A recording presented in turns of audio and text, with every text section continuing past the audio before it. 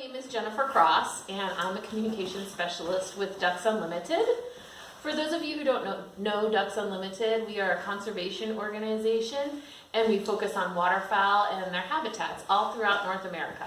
Because waterfowl are migratory, right? So they travel from breeding grounds up north to in North Dakota and Canada to their wintering grounds in the south, in places like Mississippi, Texas, and Louisiana.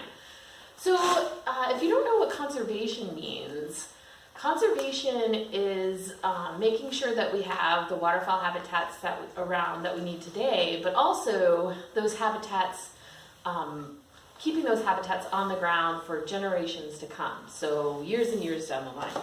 So, you know, if I have this water jug, and this water has to last me a week, am I going to drink it all today?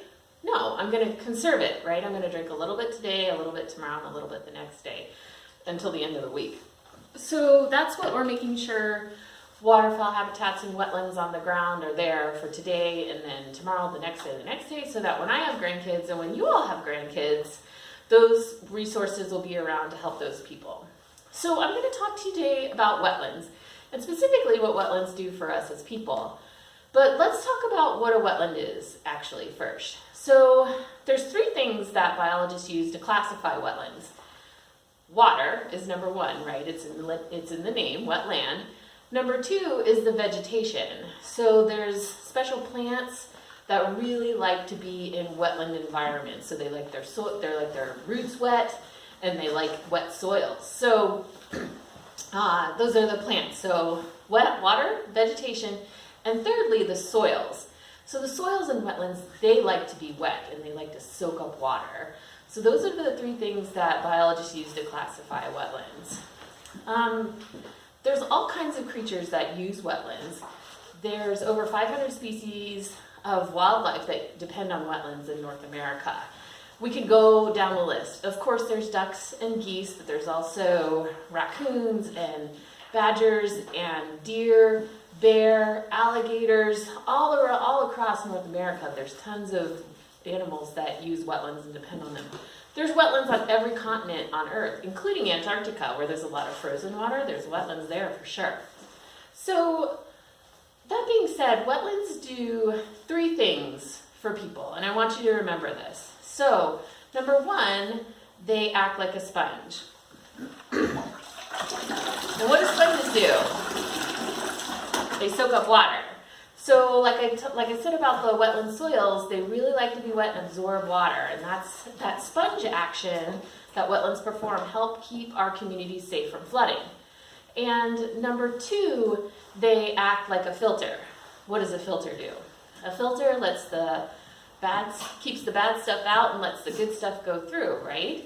So wetlands help keep our lakes, rivers, and streams and our groundwater clean from pollution and other excess nutrients that don't need to be in our drinking water or in our lakes, rivers, and streams.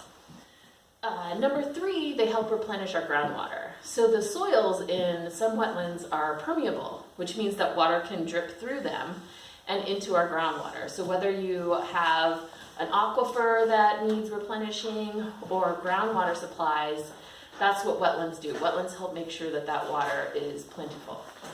So I'm going to show you this demonstration about a couple towns to show you how wetlands help keep our community safe from flooding. So what I've got here is I've got A town and I've got B town. And when they built A town, they decided to fill in their wetlands and build their houses right up to their lake's edge. So this is their lake right here, and they've got their houses right up there. When they built B town here, they like their wetlands. They said, we're going to keep our wetlands, and that's what these sponges represent. Remember how I said wetlands act like a sponge? So that's what these are here. These are their wetlands. So I'm going to make it rain on both of these towns, and then we're just going to see what happens to each one. I bet you can predict which one is going to get flooded and which one isn't.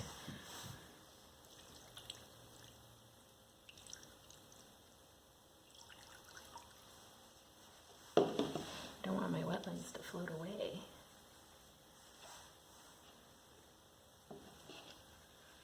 Okay, So if you can see the water line right here, right up to the lake here, and some of these houses probably have wet basements and some flooding going on in their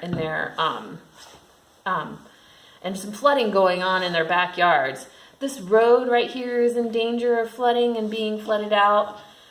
Whereas in B-Town here, are their houses flooded? Can you see where the water line is here? They're not. So these houses were safe. Their wetlands protected them. But in A-Town, they're having some trouble here. So especially if they get any wind or wave action on their lake or water, some of these houses that are further up that didn't get flooded in the initial flooding event are now getting flooded. So this is how wetlands help keep our communities safe from flooding. Okay, so now I'm going to show you a demonstration that will show you how our wetlands help keep pollution out. So I've got this side here is our paved parking lot or our bare ground part of land. And this right here is our wetland side. So all these little pegs here represent the plants and the soil in the wetland. And this down here, this trough down here, this is our river, or it can be a lake, or it can be our groundwater supplies, our aquifer, any water source that we want to keep clean. All right, so I've got two helpers here. Can you hold your boards there, please?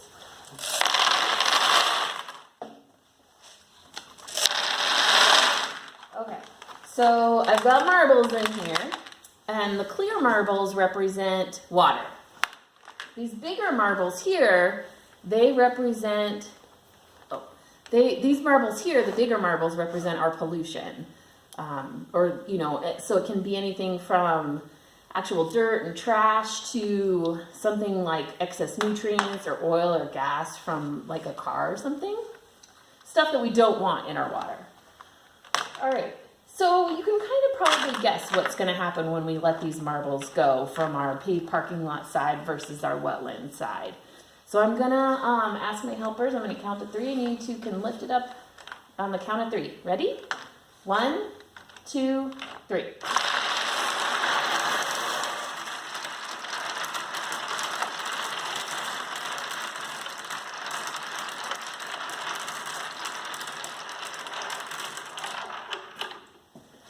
Okay, so we can see on our wetland side that it blocked our pollution. All of our pollution got stuck, but on our paved parking lot side, did the pollution get stuck? No, it all went down into our river down here. That's where this came from, this down here. So you can also see on our wetland side how it blocked off some of that water too. It protected our drinking water source or our lake here from getting too much water at one time. So what happens when we have a lot of water hit our river in a short amount of time? It causes flooding, right? So if you pile up all these marbles over on one side here, they can hop the bank and get and flood some of the houses or maybe our farm ground that's on the other side. So by holding back water, by slowing it down as it did in our wetland too, it helps keep our community safe from flooding. And we've also got this filtering property of our wetland here that's keeping the pollution out. Whereas we didn't get that filter going on our paved parking lot side. So we've talked about how wetlands help keep our communities safe from flooding, and we've also talked about how wetlands help keep our drinking water clean and our lakes, rivers, and streams clean and our groundwater clean. So now I'm going to show you a demonstration about how wetlands replenish our groundwater supplies. Okay, so I've got two representations here. I've got this side. This is our paved parking lot side. It's just a block of cement right there. And then down here, this is our groundwater right here. So that's our groundwater bucket right there. And then we've got our river right here, or it could be some other pond or lake. And on this side, what's this? It's a sponge, but what do sponges represent? Wetlands, right? So I've got my wetland side right here. So I'm going to stuff this wetland in here. And again, I've got my groundwater right here, my groundwater bucket. And then this is our river right here. Okay, so we're going to make it rain on both of these. And what do we think is going to happen to our water that hits our paved parking lot side, where's it gonna go? Well, we'll find out when we make it rain on these. Okay, and what about our wetland side? Can you guess where that water is gonna go?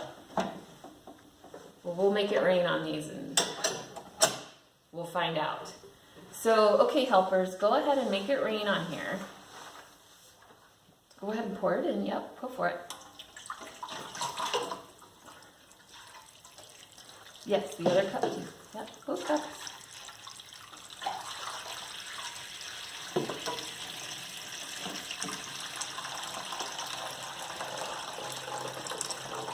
So can everybody see how our water is working here? Where's our water going on our wetland side? Can you see it going down into our groundwater here? I'll move our river. You can see it. So the water on our wetland side is passing through our wetland and going down into our groundwater. So this could be our Ogallala Aquifer that supports Nebraska and Colorado, the water sources there. Or it could be other groundwater supplies that we tap into, that we have a well that helps irrigate our farm ground or brings water into our homes for drinking and showering and things like that. What happened on our paved parking lot side? Where did all that water go? Did any of it go into the groundwater? No, none of it went into the groundwater. It all went right here into our river. Now, is that water that came off of our parking lot that went into the river, is that water clean? No, it didn't really pass through any filters. So the water that ends up in our groundwater that goes through a wetland is clean because our wetland is filtering out any of those pollutants and replenishing our groundwater supplies. But if we have a piece of property here where the water can't pass through, we're not going to get any water replenishment in our groundwater supply, and then all that water is going to end up in our river or a lake where we don't want it, right? We don't want all that yucky stuff in there. Now, we're humans, and we build things to support our life and our lifestyles. We have to have parking lots for Walmarts and malls, and we have to have other things that we do to the ground that may not be the best for protecting our water resources. But we're humans, so sometimes we cause problems, but we can fix those too. So how might we fix this problem of this water coming off of this, say it's a paved parking lot, and running into our river? What might we do that, to fix that, to clean that water out before it hits our river?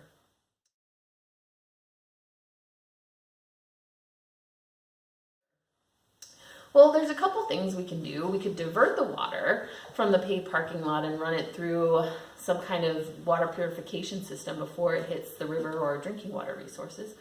Or we might be able to build a wetland, depending on if there's room right here between the river and the parking lot.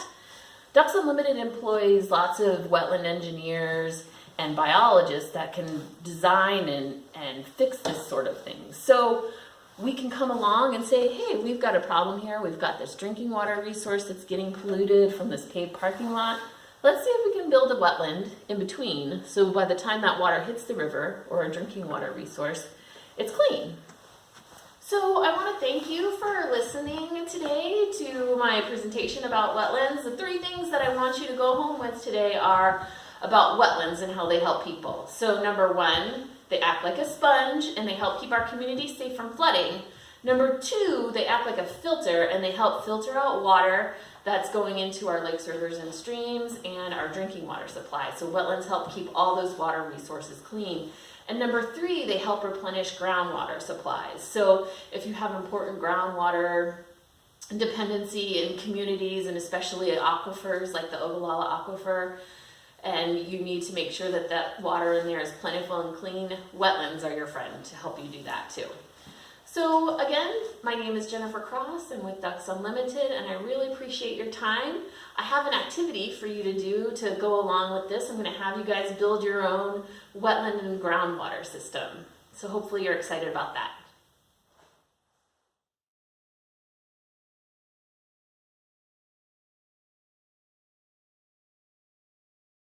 I'm going to show you a demonstration here about how wetlands help replenish our groundwater and how they keep pollutants out of our groundwater. So I've got some instructions that I put together in a PDF, but here's what you're going to need. You're going to need 3 cups, about this size, And you're gonna poke holes in the bottom of one of the cups with a craft knife. Then we're gonna need a coffee filter and a sponge, which I want you to cut out the size of the bottom of one of these cups. And then we're gonna need some straws and water, of course, and then some Sharpies to label your cups. And I'm gonna show you how we can put that together now. Okay, so I've got my helpers here and we're gonna put this demonstration together. So we've started with we've labeled all of our cups. So the one with the holes in the bottom is our wetland. And then we've got one here that's labeled rainwater and one that's labeled groundwater. So what we're gonna do is we're gonna put two of these aside. The one that's labeled groundwater, we're gonna tape our straws on top of it so it'll support our wetland when we put it on there. So why don't you two go ahead and do that. Tape those straws on there, onto the cup.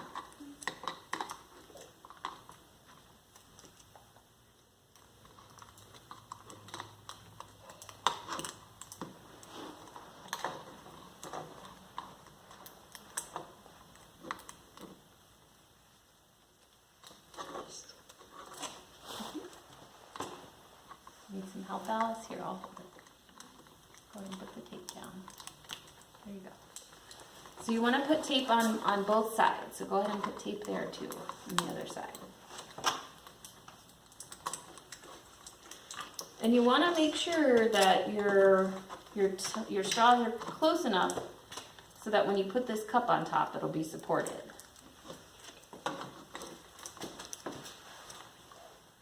Make sure, I want you to move that straw closer because it's got to support the cup.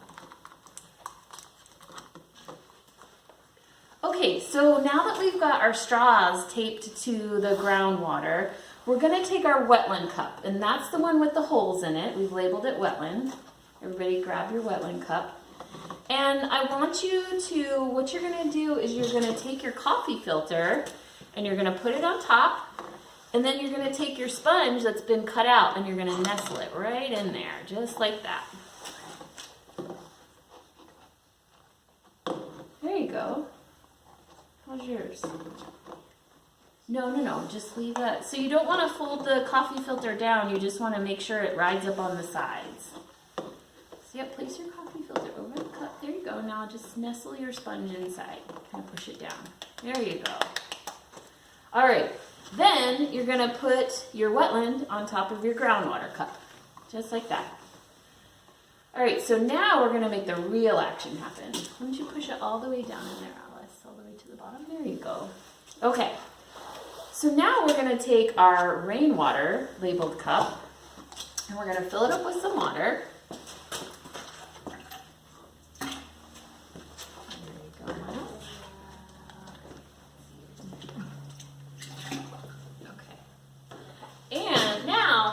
I want you to sprinkle some glitter on top of that water. And that glitter is going to represent our pollution. So anything that's kind of running off the landscape when it rains. That's plenty. Yep, go ahead. You can give it to Alice. All right. So here, I'll take the glitter. Now, what we're going to do, just like I did with the other demonstration, is you're going to pour your water into your wetland. And we're going to see what happens. So I want you to try and pour it right in the middle. Oops. Go ahead.